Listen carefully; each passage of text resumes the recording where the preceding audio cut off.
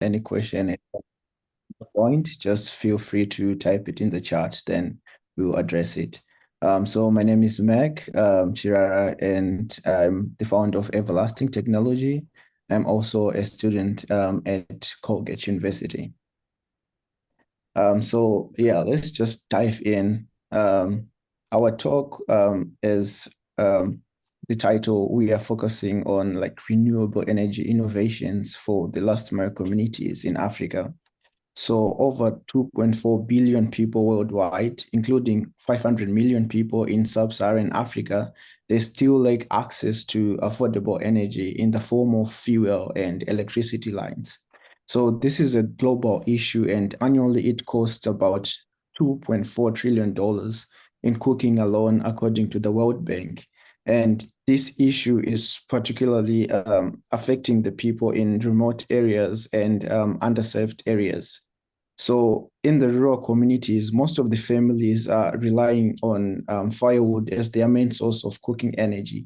And some of the families are spending up to 15 hours a week, in time looking for firewood.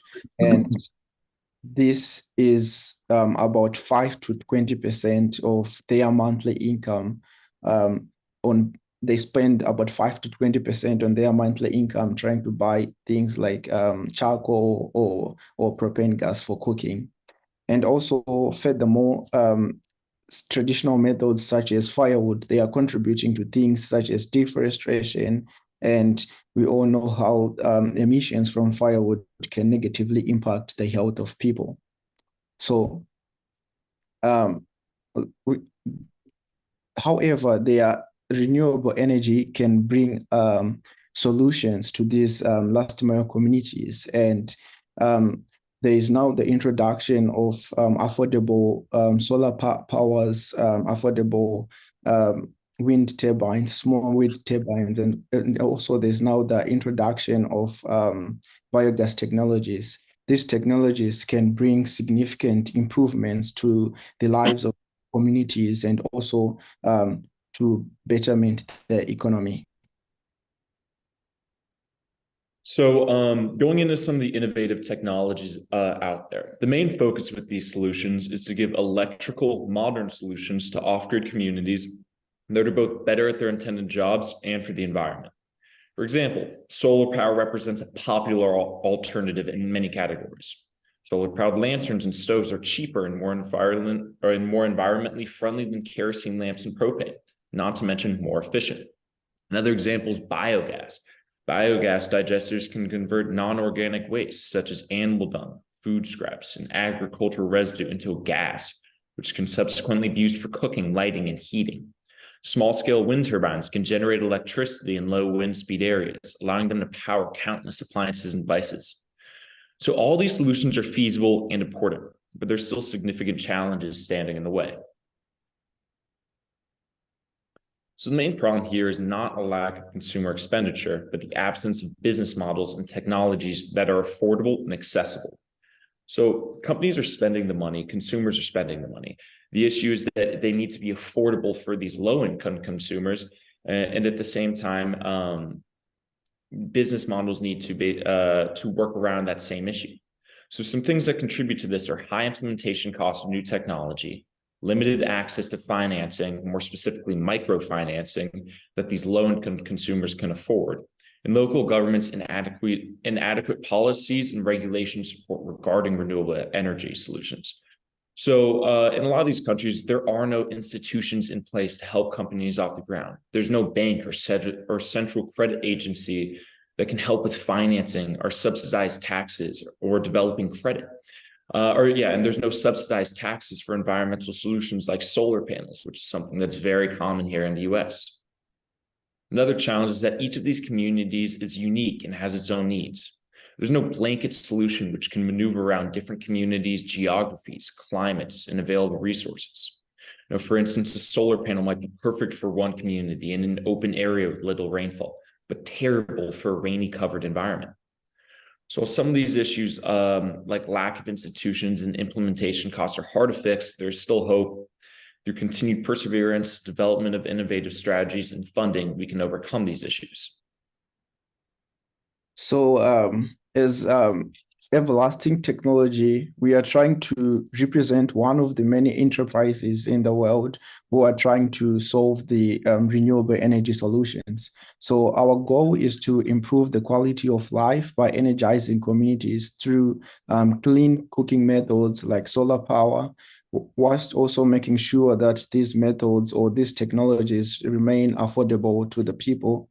And that's why we have been trying to work on different models like pay as you go or solar cooking as a service model, which can allow people to have access to some of these technologies at the same time being able to pay for these technologies. So we are trying to help these communities by working with them, like working with community leaders to establish creditworthiness and also capitalize on the societal norms. For example, societal pressure is a huge one for people to encourage each other to pay when they are on models such as the solar cooking as a service. And also, always this all this is all done with the goal of promoting economic development and also encouraging communities to use clean renewable energy sources. So as everlasting technology, which our startup, we are introducing what we are calling the eco stove. Our main focus is accomplishing these goals. Our main focusing in accomplishing these goals has been cooking energy. So after experimenting and working with multiple energy sources such as biogas, we ended up choosing solar energy, and we ended up focusing on a new innovation which we're introducing to the market, the eco stove. So the eco stove is a compact solar powered unit which is easy to use. It is modular, and also it takes little upkeep, whilst also allowing users to charge their phones, use LED lights for their houses. So this solution is meant for off-grid communities, and also it helps reduce issues which I have mentioned before, such as deforestation and reliance on harmful sources of energy, such as firewood. So we mentioned that I've mentioned about the solar cooking as a service model before. So the solar cooking as a service model takes away the need for consumers to give up large upfront investment, and also it makes our technology affordable to low income households. Importantly, this model allows us to generate a revenue, because most of the people, every time we pitch this idea, most of the people, they tell us, oh, why don't you try to do the non-profit option? Why did you decide to make your social enterprise a for-profit? So the main thing we decided to go with, the main reason we decided to go with the for-profit option is we have realized that most nonprofits who come in the market and try to introduce new technology, after 2 to 3 years, they fail because of lack of investment or because of lack of continued sources of funding or donors. That's why we decided to work with the solar cooking as a service model, so that we continue to gain revenue and continue to expand and scale our technology. So the renewable energy is a challenging market, but it also has undeniable benefits for both the companies, for the communities, and also for the local economies. As the demand in this area keeps on growing, we are representing a cooperative effort for governments, private investors, and non-governmental organizations.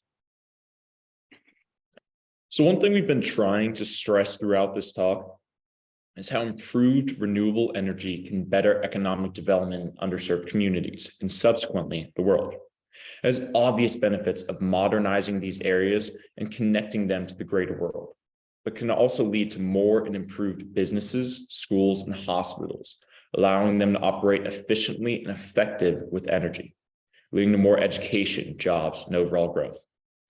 This can reduce household costs, resulting in further available funds for participation in local economies, education, and healthcare, assisting in alleviating poverty and improving quality of life while also helping economically.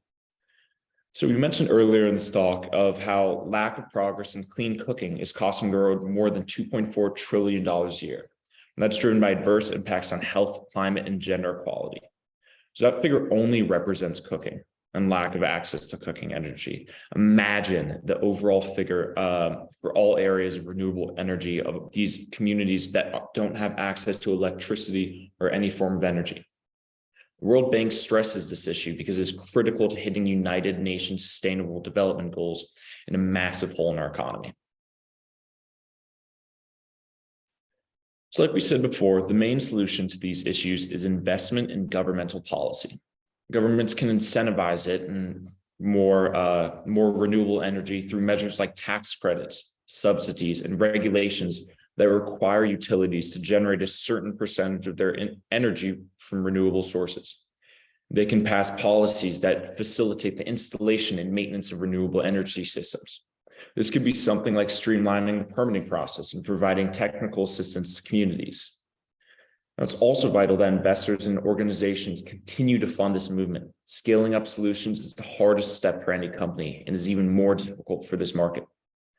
There's something new that can really help us and this general market. It's a new trend called impact investing, which involves investing in companies and organizations that have a positive social or environmental impact. So impact investing can play a key role in funding renewable energy solutions in the form of investments and also experience. So that's another important thing. These investments is not just money. It's having experienced investors come in and help companies get off the ground. So as I mentioned before, we are working on everlasting technology. So before we were focusing on biogas innovations technology. So in Zimbabwe, we did a pilot trying to introduce portable household biogas systems in different households. But that pilot didn't go well. That's why we are now trying to pivot to a new solution. We have managed to work on our prototypes, test our prototype and see if our solution is working.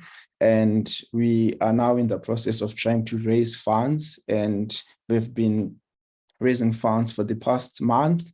And the next step is doing a pilot in Zimbabwe and see if our innovation is meeting the energy demands of the households we are trying to target.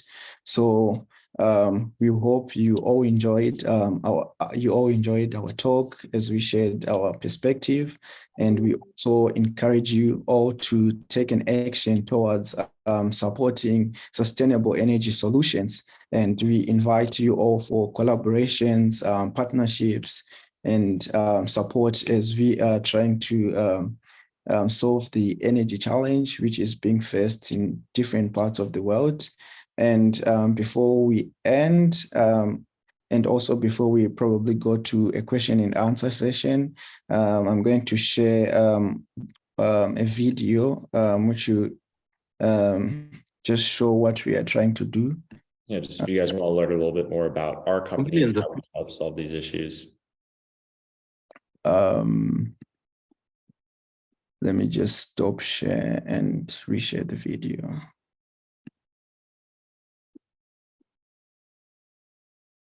And yeah, for questions, feel free to just speak them out once we move to that section, put them in the chat. Anything like that is good. We hope we can clear any things up for you guys.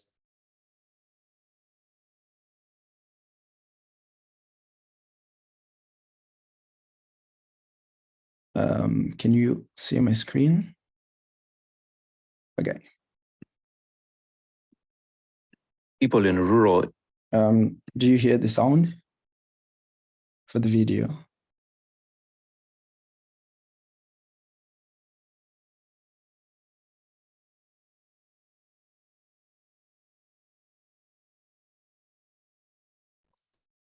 For millions of people in rural areas without access to electricity, cooking over an open fire using traditional biomass fuels is a daily reality.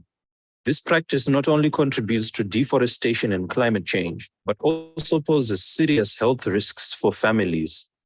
But what if there was a cleaner, more sustainable and affordable solution that could also provide lighting and power for small appliances. Introducing the Eco Stove, a revolutionary cooking solution that is compact, efficient, and self-contained. The Eco Stove is designed to use solar energy and inductive power to provide cooking energy, lighting, and power outlets for small appliances. The Eco Stove is suitable for almost any environment. With its inductive power base, battery pack, and solar panel array, users can get Eco Stoves for $0 in initial cost and pay small amounts over time until they own the system. This model allows users to affordably and sustainably improve their lives while reducing indoor air pollution, deforestation, and soil erosion caused by traditional biomass fuels. By supporting our crowdfunding campaign, you can help us bring the Eco Stove to remote communities, helping many families to make a breakthrough of a new era source of energy in a sustainable way. You are joining the ranks of those who are committed to making a positive impact on the world, protecting our planet for future generations. This will make a real impact in transforming lives of millions of people. Together, we can create a better future for everyone.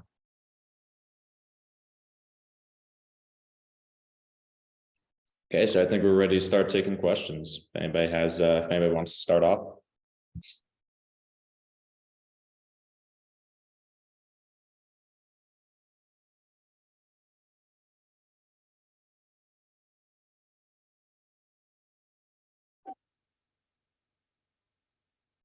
Yeah, thanks, Carter and Mac. I have a question in regards to, have you looked at a modular system for you for not such a large scale, but in terms of the smaller pockets or smaller scalability for you guys?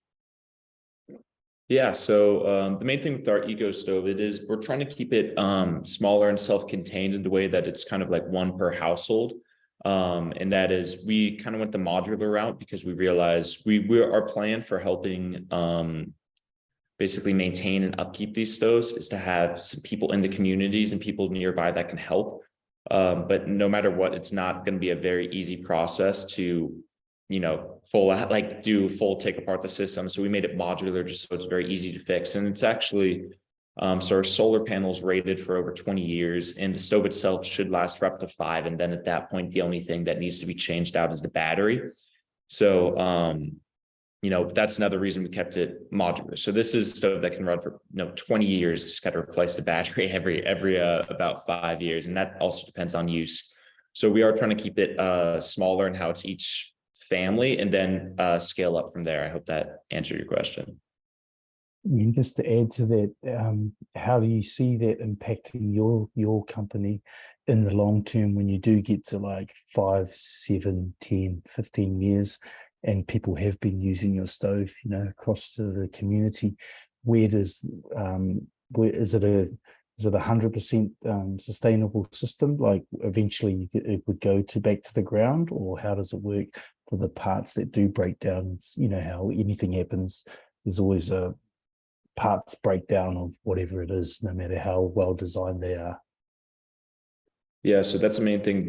That's why we have these people in nearby communities, and we're sort of establishing community centers where we have representatives of our company who will have parts. They have these different modular aspects of the stove, and then they can go in and help change it out. So when things do break, because we all things definitely break.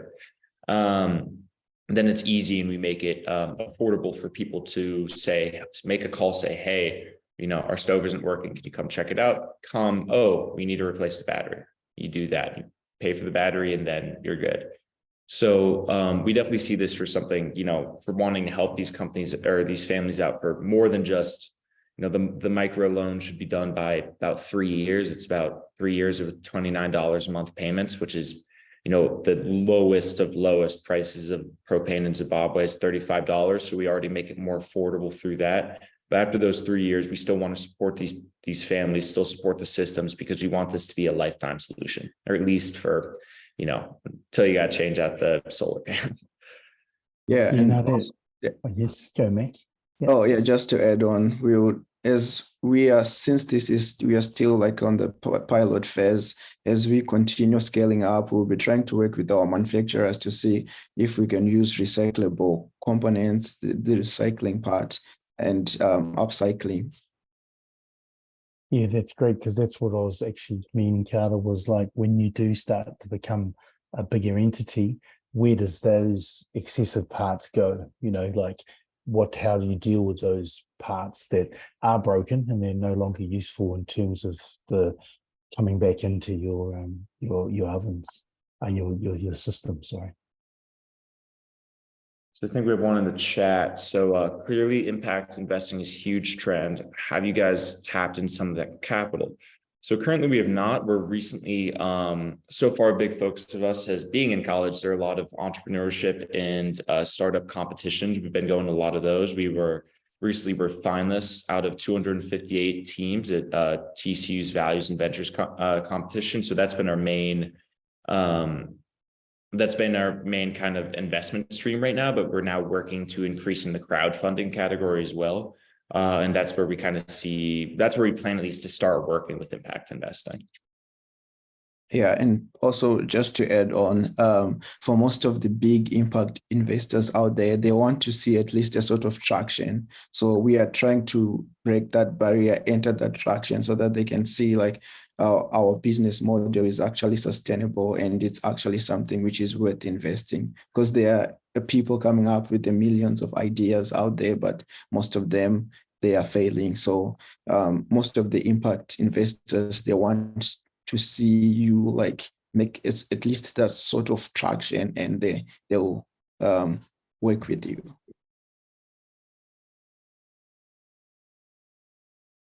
Thank you so much for your comment. Sorry, just kind of saw that there. Okay, so I have a question specifically on how the eco stove works. So according to my understanding, the eco stove gets its energy from solar power. So my question is, how efficient is the eco stove when it is when it is put in an area with bad weather? Like we are saying, people cook on a daily basis, but then when the area doesn't get enough, let's say sunshine, let's say it's in the winter season, how does the system cope to that? Yeah, so the main thing we help with that is that the battery pack could run the stove for up to 8 hours, and that's just 8 hours of cooking time. So this could mean, maybe you need to turn it on 30 minutes, cook something, then could turn it off. And that'll still, we believe that 8 hours will last people days at a time. We know that this is definitely a big issue, that it's, there are definitely gonna be times when, yeah, it's raining, yeah, it's not, there is no sun out. And that's a big thing we're trying to, combat those issues. I'm sure, Mac, do you want to speak a little bit more on that? Yeah, definitely on such cases. That's why we want to do a ground pilot, get customer feedback, and because most of the things right now are still, we are basing our understanding based on our prototype and testing. But once we do on-ground testing with with people and users, we will be able to continue working on and innovating on some of these things, like, oh, we need to increase the battery packaging, or we need to do this. All right, thank you. Generally, like overall, I'm really inspired about the idea. So like for the past year, I've also been working on clean cooking systems. And then one of the challenges that I realized is that, for example, from what I had, you intend to do the pilot in some rural parts of Zimbabwe, but then usually people have like their own traditional way of, for example, of cooking their meals. And then there's this tendency to resist like new technologies. So my question is, how do you intend to overcome such situations? Like, yeah.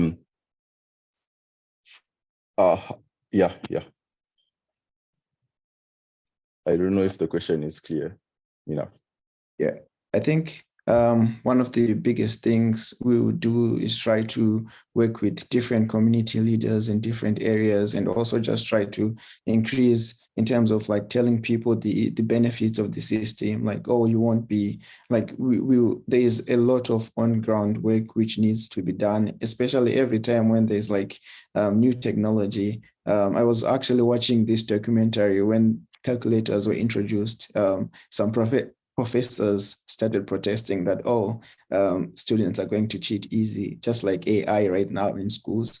Some professors are like, oh, don't use AI. So like every time when a certain technology is being introduced to a new community and people are not used to it, there's sort of a process which you need to invest in terms of like telling people the benefits of the technology.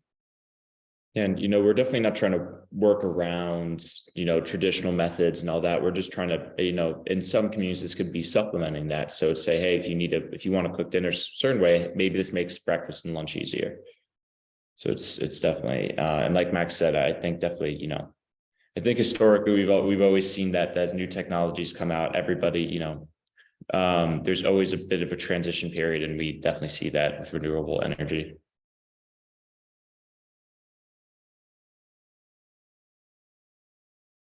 Yeah, I think we're almost at the end, so I can pass it back to you, Viola. Yes, thank you guys for sharing your invention. It was really, really interesting. So I don't know if anyone else has a question, otherwise we can finish it.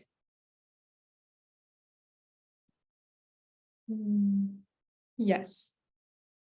So yes, thank you very much. Thank you everyone for joining the session, and thank you. Thank you, guys. Thank you, Bye-bye. everyone.